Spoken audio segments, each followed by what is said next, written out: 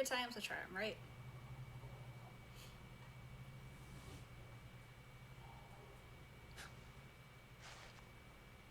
Time folds back on itself. Again, his senses scream as the very impossibility of what is happening assaults them. But the champion of light endures.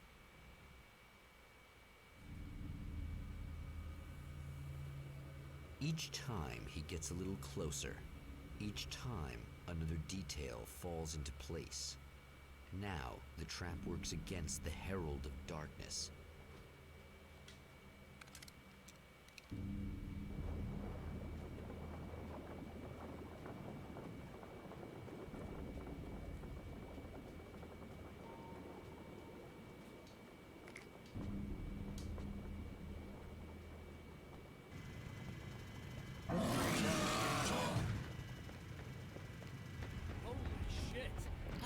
King Hillbilly?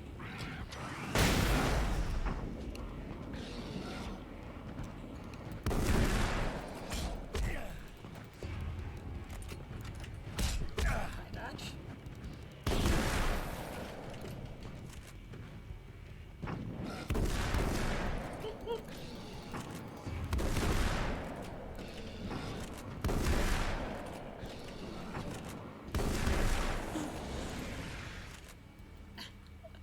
I know I took a lot of shots.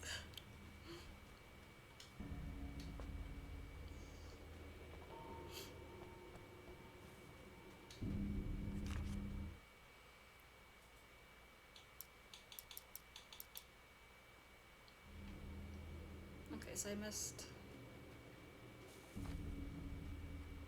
one from last time. So hopefully that kind of stays.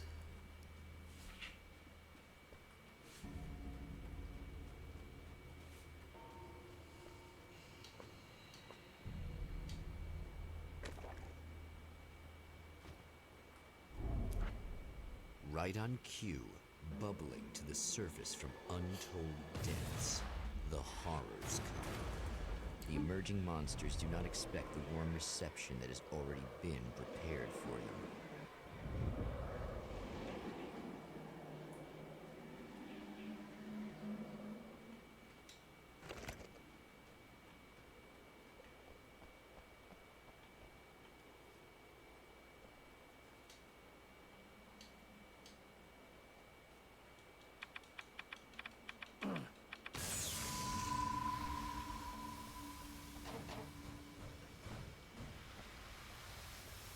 Other way.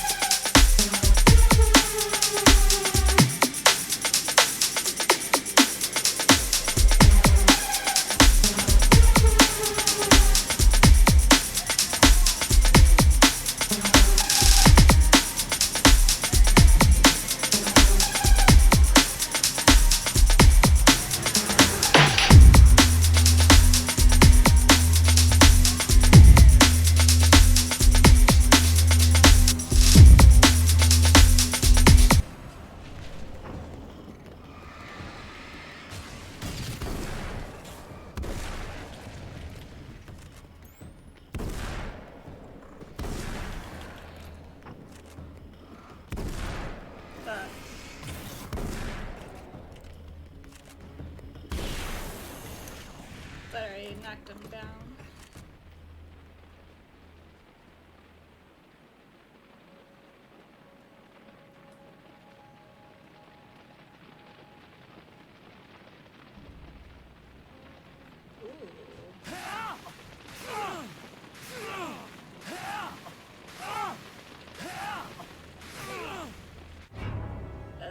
go. I thought that was like a secret path because it didn't look like it was on fire. But it tricked me.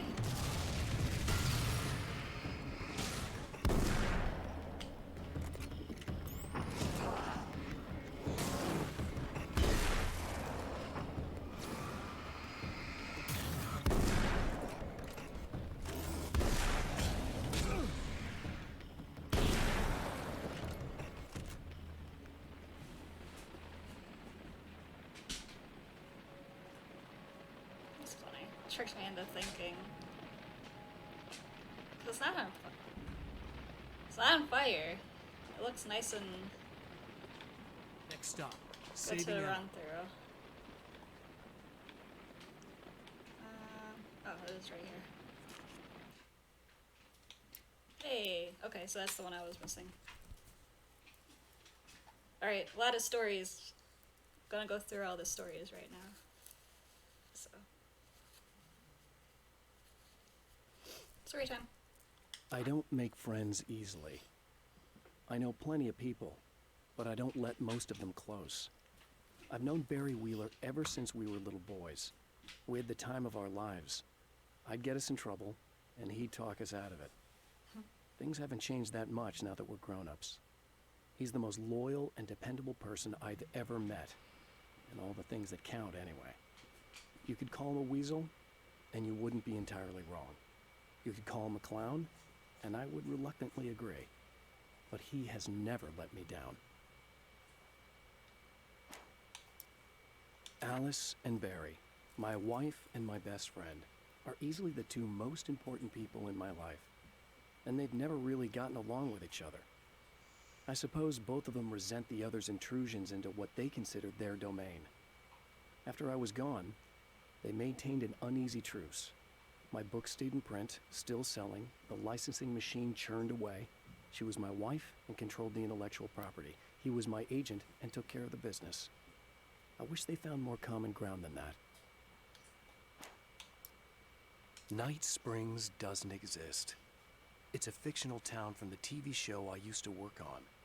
It was Any Place USA, a place we used as a backdrop for whatever strange story we had that week.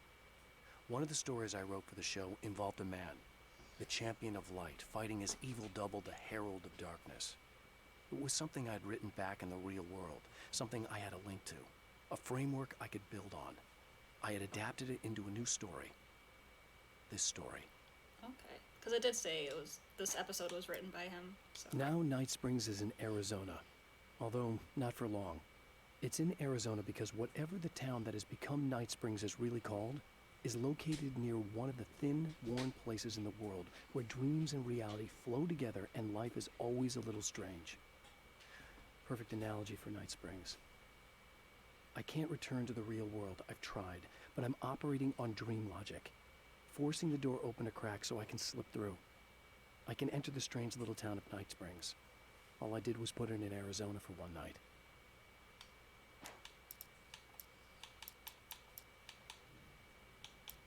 Okay, so there's 4 more. In Bright Falls, I was constantly under attack by birds that were more shadow than flesh and feathers.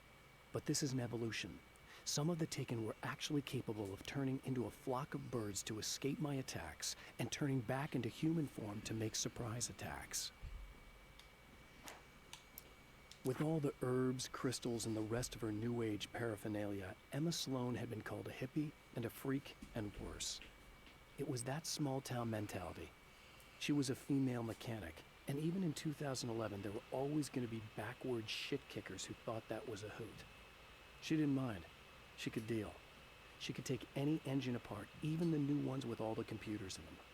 Turned out that these boys were awful polite while waiting for her to put them back together.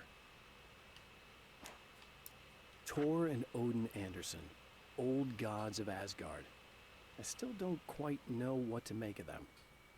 I know they used to be rock stars who modeled their stage personas after Norse gods. I know they're old.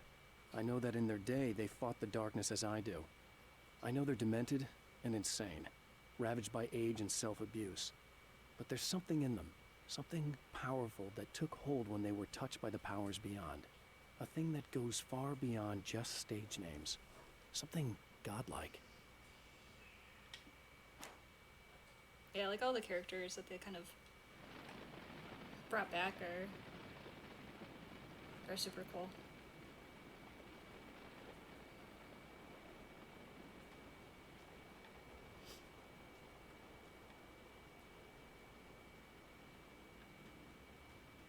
But do I have to return to her?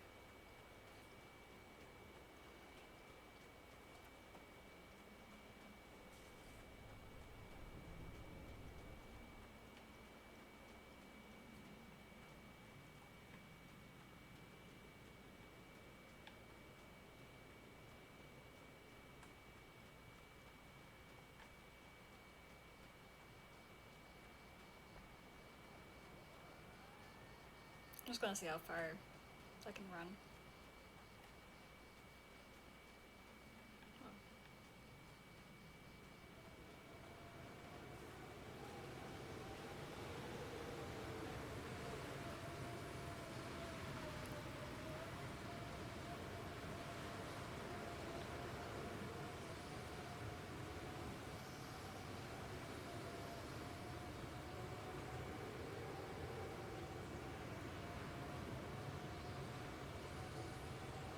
It doesn't seem like there's anything else.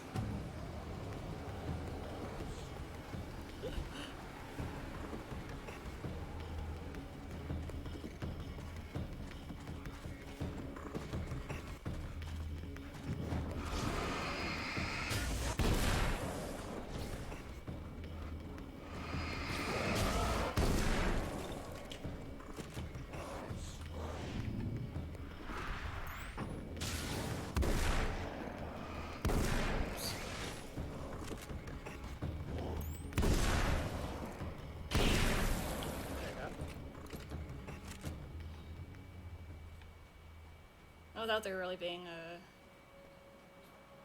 a question mark, pretty much means there's no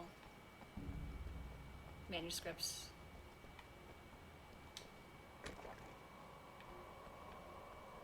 In the area. I guess we'll return. Because the other four are probably within the hotels again. Maybe.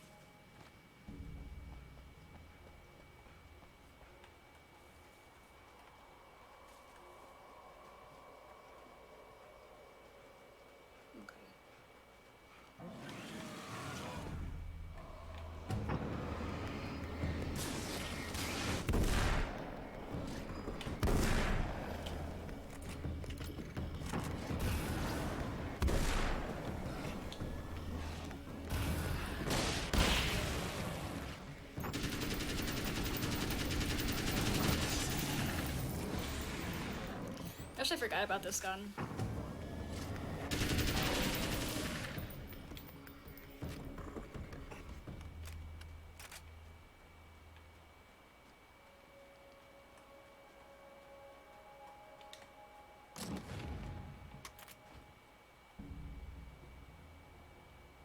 Yeah, you know what? I'll switch. Cause the shotgun's okay. Like, it's not terrible, but I think it's time to switch it up a tiny bit. I'm just gonna search this area a tiny bit.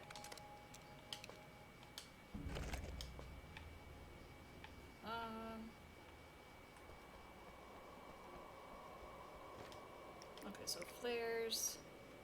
I'll just run in between here and see if a question mark pops up.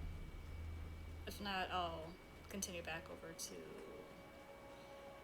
Emma's area.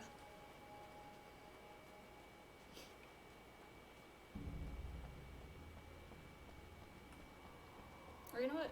Is there anything kind of beyond here?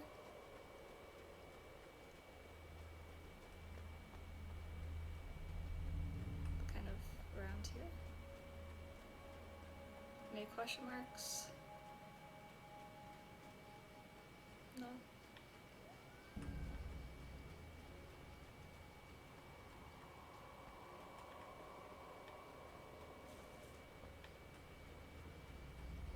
So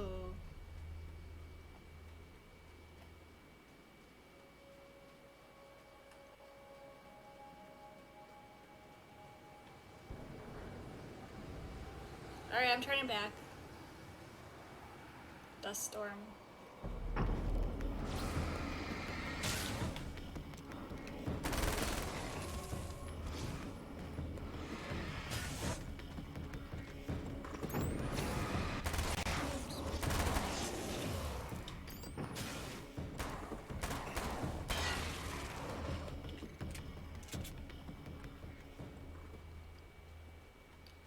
My guess is that maybe the other manuscripts are going to be kind of within the hotel area or motel.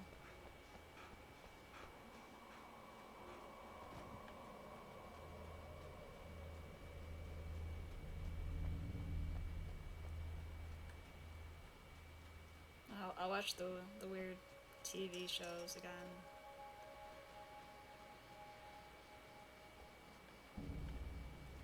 Wait, was it up on this side? Ah. Okay. So what, there's 2 more?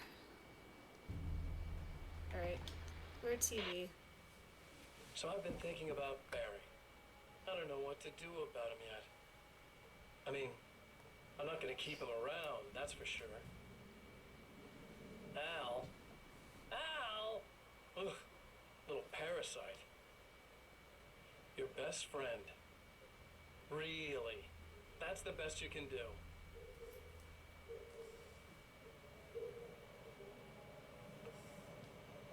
I actually kinda like the guy. He's a plucky little butterball. He plays the clown. That's a hard road to take. But I don't need him sticking his fat face in my business. Did you know he's been hanging out with the sheriff from that shitty little town? They keep in touch. Barry's about the only guy who insists that you're not dead. How about that?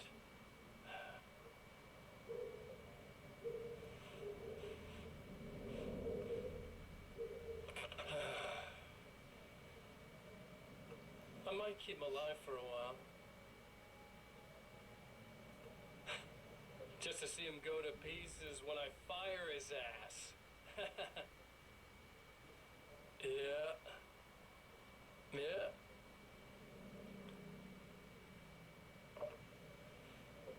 Yeah. That is all.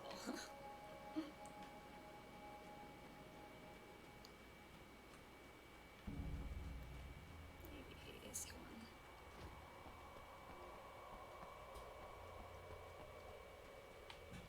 So there's this one and then one other one.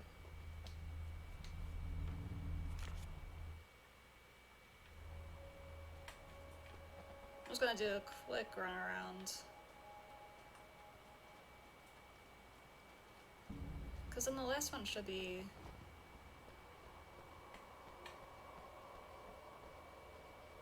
somewhat close. Like, the only place I can think of is in one of the rooms. Oh, come on. I was gonna listen to the radio. Wanted to listen to the radio. Not as long as I show up, I guess.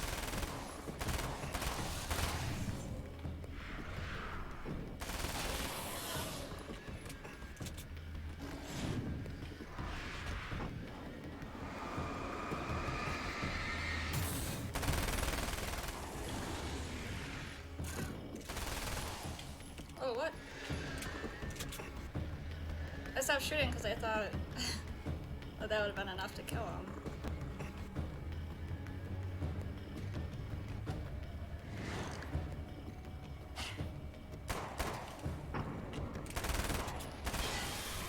I mean, It's clear now. it's okay to get stuck in the stairs. Well, art lovers, are you feeling neglected? You shouldn't. You know Eddie Rodman's got love for you, which is why I actually actually hauled myself out of bed before noon just so I could record an interview for your pleasure. Enjoy. Now, as I'm sure you all know, the annual Night Springs Visual Arts Show is coming around again, and that's a big deal for all of us that are in the culture business. If you can call it a business. That's a little controversial, I know. Oh, that's okay. Money makes the world go around, no doubt about it.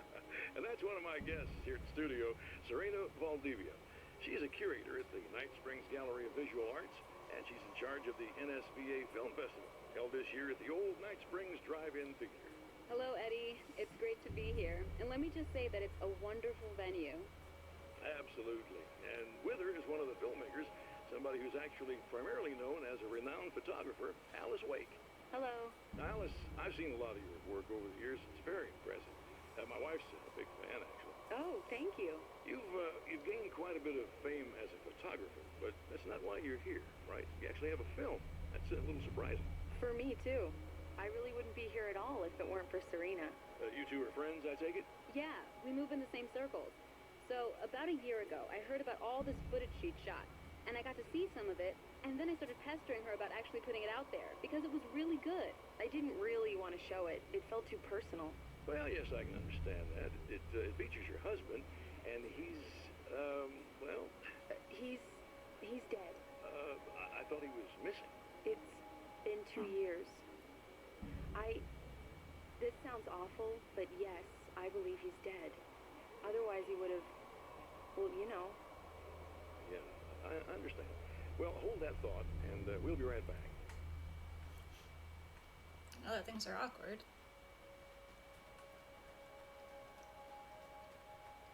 Alright, I'm trying to think of where...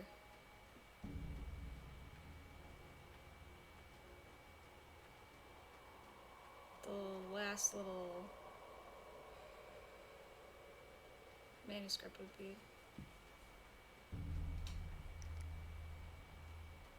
Because like this, it would actually show with me running past. Like the motel rooms. What? Let's do...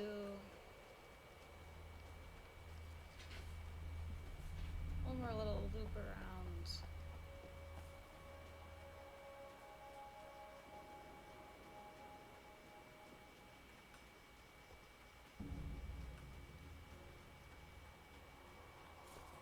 I'll just go all the way around. Why not?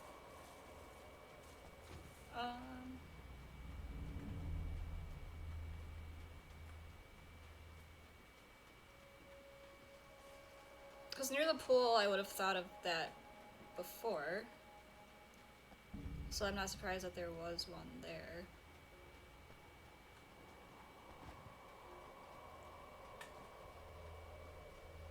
Yeah. I'll just talk to her and see if it kind of leads to the spot where it's gonna be.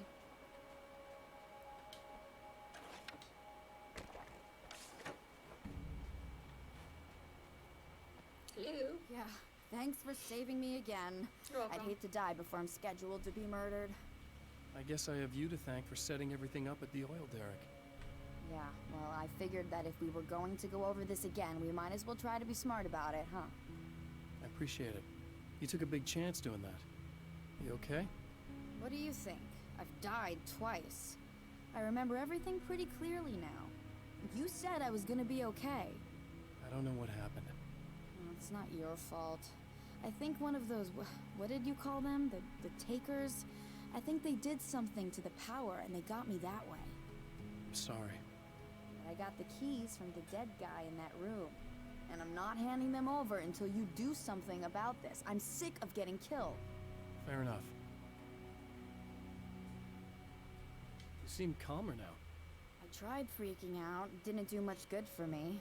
I guess you get used to the craziest stuff. Good for you. Exactly. Plus I figured I'd take the edge off, you know? Mm-hmm. Those herbal supplements are pretty good, huh? Oh yeah.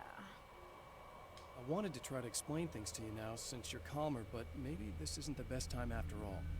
Oh shit, yeah. Better not get all metaphysical on me now. Seriously, I'm like 2 sentences away from thinking how we could all be like atoms on God's skin or something. Or figments of somebody's imagination? Wow. I'm just gonna try to chill out and not think about that or getting murdered or anything, if you're cool with that. Gotcha. Okay.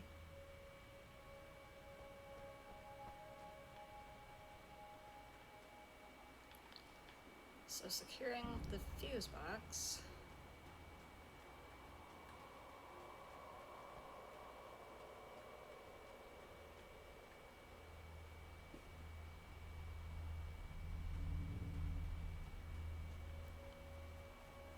I'm just trying to think of where that last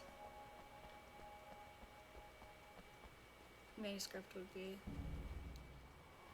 Yeah, I don't know. I'll just kind of continue because there's still a little ways to go.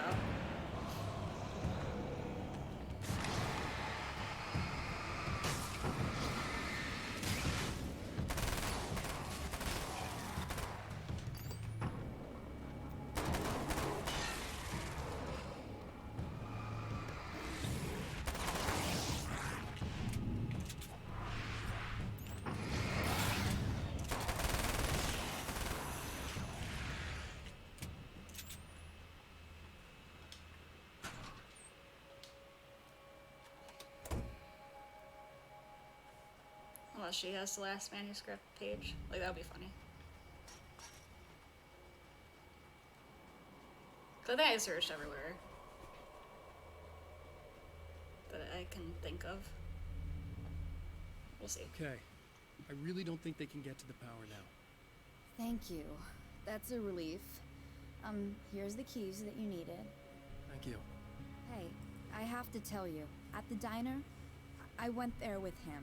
The guy who looks like you, okay? I know I said that I didn't. Yeah, I figured. Want to talk about what happened at the diner? There was this guy from the Oh. observatory, and he just attacked the poor dude, smashed his face into the tabletop a bunch of times. It was horrible. I didn't know that he was gonna do that. I swear. And I just ran. I just left him there. I didn't even try to help. There was nothing you could have done. It's not your fault.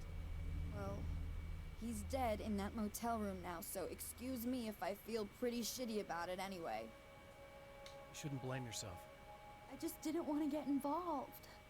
I have this tendency to just drop everything and run. I don't think I'm a bad person, but I didn't even call the cops. I'm such a coward. If you'd called the cops, we'd have dead cops. He's not human. Do you understand? It's not your fault. But I could have tried to stop him. Believe me, if you had, you'd be dead. You seem to be doing a little better now. Yeah, I guess it just got easier once I got this thing off my chest. I just feel so guilty about it, especially because I didn't pick up on any of the warning signs. I just really liked hanging out with him, you know? He was smart and charming and funny and hot. The way you could be, I guess. I guess. What's the deal with this guy anyway? He looks like you, he uses your name. Why does he do this stuff? I'm not sure myself. Maybe he's just evil or my dark half. He does a lot of the stuff I'm trying really hard to get away from. Things that just messed up my life. I guess all those murders don't help either. Yeah, I could do without the murders and the end of the world. Listen, I need to get going. Yeah, go. I think I'm good now. I hope. Good luck. If it all goes well, maybe this is the last time we meet like this. God, wouldn't that be great? Just keep those lights on, okay? Okay, so I searched the rooms again.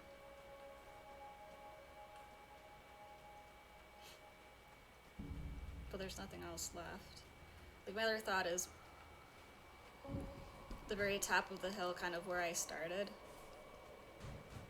Because there was, like, at the next part, wherever I started, there was one that was a little ways behind me. So I wonder if there is one just at the very back, like where I start. Because I don't think I've turned around at the beginning here.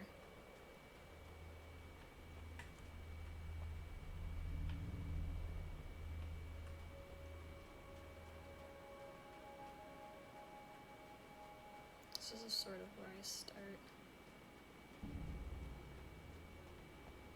Okay, so then that's the music stuff.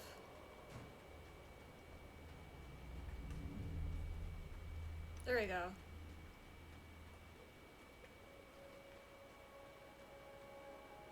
So, the other side here.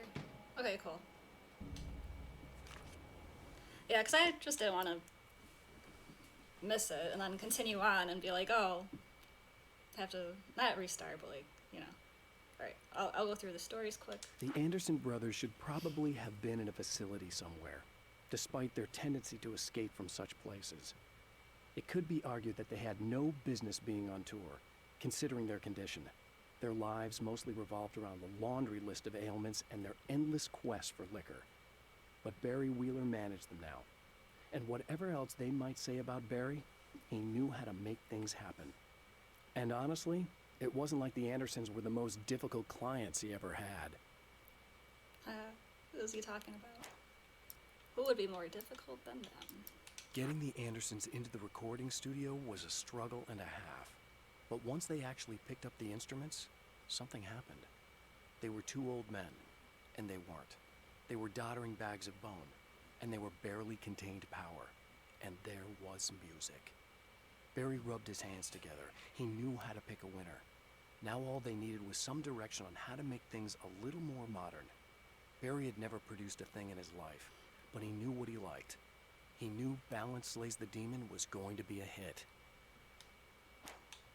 I have seen the darkness twist flesh into new shapes before, but encountering these giants is an extremely disturbing experience.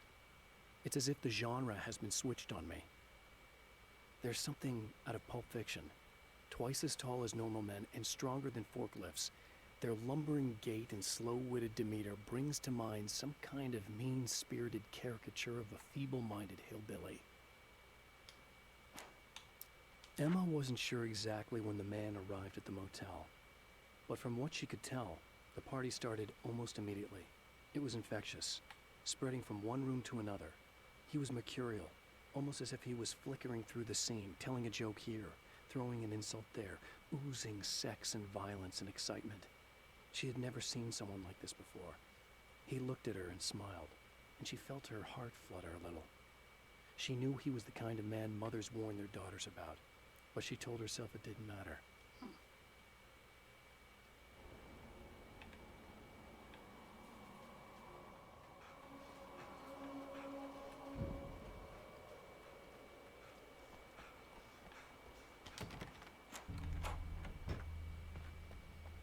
Oh no.